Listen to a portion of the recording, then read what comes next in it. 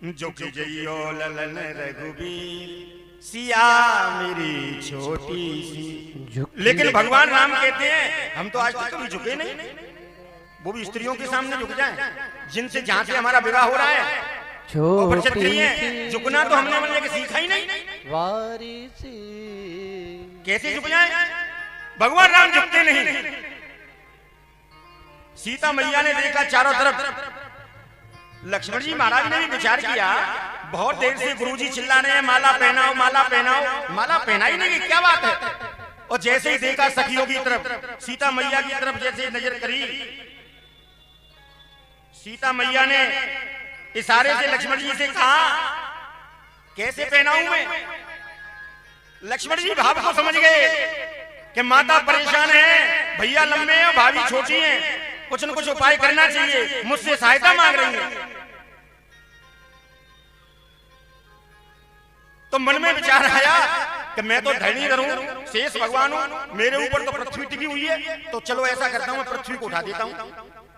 फिर एकदम विचार आया कि पृथ्वी को उठाऊंगा तो उसी पृथ्वी पे भगवान राम खड़े और उसी पृथ्वी पे सीता जी, बात तो वही की बराबर रही। फिर क्या किया जाए? तो जब भक्त को कोई भी उपाय नहीं सूझता तो फिर वो भगवान की शरण में आता है।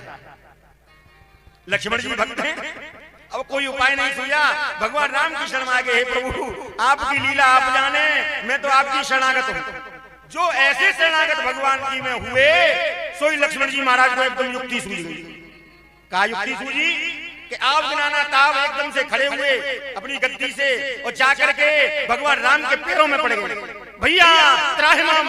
भगवान राम बोले अरे लक्ष्मण क्या बात है, ऐसी क्या बात हो गई, कौन सा कष्ट अपना दिल में, खड़ा हो जा खड़ा हो जा, लेकिन खड़े नहीं होते लक्ष्मण जी। भगवान राम एकदम झुक करके खड़े होने के लिए कहते हैं, तब तक तो पीछे सीता इशारा देते हैं मैया को, मैया यही एक मौका है, पहना दो माला को। और जैसे ही देखा इशारा, मैया ने गले में माला पहना दी। भगवान राम एकदम से उठाते हैं, लक्ष्मण क्या हुआ, बोलो रामचंद्र भगवान की जय। भगवान राम कहते हैं लक्ष्मण क्या हो गया, क्या हो गया?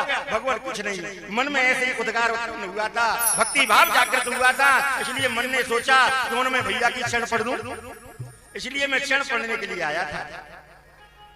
भगवान राम ने भी नहीं समझ पाए, हो सकता है भक्त का भाव है।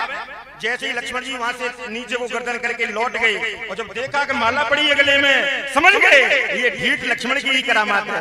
लक्ष्मण जितना तू छोटा है उतना ही खोटा है, लेकिन चलो कोई बात नहीं, भक्त मेरा यही चाहता है और ये होना भी चाहिए, इसलिए भगवान राम भी प्रसन्न होते हैं।